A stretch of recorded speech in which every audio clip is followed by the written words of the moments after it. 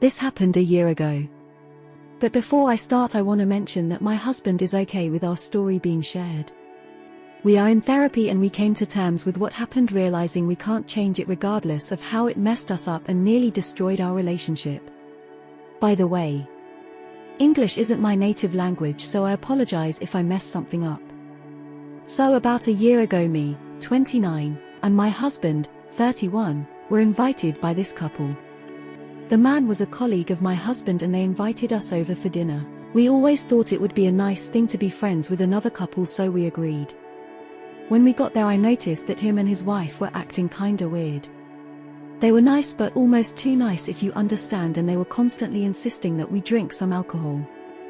I told my husband that he could drink, but I won't because someone has to drive us home. The two looked at each other and then said it's not a problem and that they could bring me a soft drink. I agreed and we talked to each other for a few hours. When our drink was empty, they offered us more, and at some point I thought I was just paranoid and that they were really nice. But then when we drank the last drink, we both realized that something was off. I looked at him and my vision started to get blurry and I felt dizzy, and I could tell from his face he felt the same. The two looked at us smiling somehow weirdly, and then everything went black. I didn't remember much. I just woke up for a few seconds to the other couple's husband being on top of me naked, and I saw my husband laid next to me with the wife on top of him. He didn't move a muscle, and then I lost consciousness again.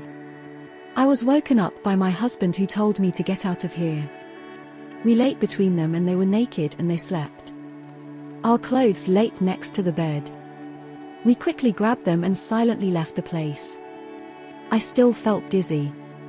Until then we were still so messed up that we didn't actually realize what just happened. We just wanted to get out of there. Only when we sat in the car we slowly started to understand.